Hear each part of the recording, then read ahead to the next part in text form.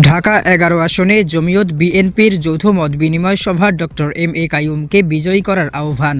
ঢাকা ১১ আসনে বিএনপি মনোনীত প্রার্থী ডক্টর এম.এ কাইয়ুমকে বিজয়ী করার লক্ষ্যে জমিয়তে উলামায়ে ইসলাম বাংলাদেশ ও বাংলাদেশ জাতীয়তাবাদী দলের যৌথ মত বিনিময় সভা অনুষ্ঠিত হয়েছে। বৃহস্পতিবার ৮ জানুয়ারি সন্ধ্যায় রাজধানীর বিএনপি কার্যালয়ে আয়োজিত এই মত বিনিময় সভায় আসন্ন ত্রয়োদশ জাতীয় সংসদ নির্বাচনকে সামনে রেখে দেশের রাজনৈতিক বাস্তবতা, স্বাধীনতা ও সার্বভৌমত্ব রক্ষা এবং ইসলামী মূল্যবোধ সংরক্ষণে পারস্পরিক সহযোগিতার বিভিন্ন দিক নির্দেশনা নিয়ে আলোচনা করা হয়। সভায় জমিয়তের নেতৃবৃন্দ বলেন, বর্তমান সংকটময় রাজনৈতিক পরিস্থিতিতে দেশ ও জনগণের বৃহত্তর স্বার্থে ঐক্যবদ্ধ রাজনৈতিক অবস্থান অত্যন্ত জরুরি। তারা ঢাকা ১১ আসনে বিএনপি মনোনীত প্রার্থী ডক্টর এম.এ কাইয়ুমকে বিজয়ী করার লক্ষ্যে সর্বস্তরে জনগণের প্রতি আহ্বান জানান।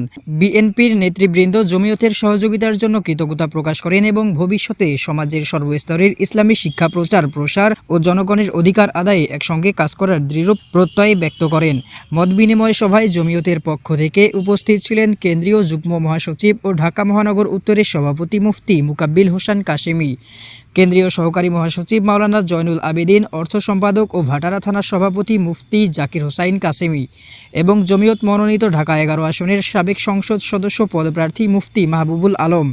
যুব জমিয়তের প্রতিনিধি হিসেবে উপস্থিত ছিলেন কেন্দ্রীয় সহসভাপতি নাসির উদ্দিন, ঢাকা মহানগর উত্তর সাধারণ সম্পাদক মুফতি মোহাম্মদ আলী, বাড্ডা থানা সভাপতি মুফতি সোহেল রহমানী সহ অন্যান্য নেতৃবৃন্দ। ছাত্র জমিয়তের প্রতিনিধি হিসেবে উপস্থিত ছিলেন কেন্দ্রীয় সিনিয়র সহসভাপতি নূর হোসাইন, ঢাকা মহানগর পূর্ব সভাপতি মুজাহিদুল ইসলাম, সহসভাপতি কামরুল ইসলাম, সাধারণ সম্পাদক মুজাহিদ ইসলাম এবং যুগ্ম সাধারণ সম্পাদক আশরাফ সিদ্দিকী সহ নেতাকর্মীরা। ঢাকা ১১ আসনে নির্বাচনী মাঠে জমিয়ত ও বিএনপির এই ঐক্যবদ্ধ অবস্থান রাজনৈতিক অঙ্গনে নতুন মাত্রা যোগ করেছে বলে মনে করছেন রাজনৈতিক বিশ্লেষকরা।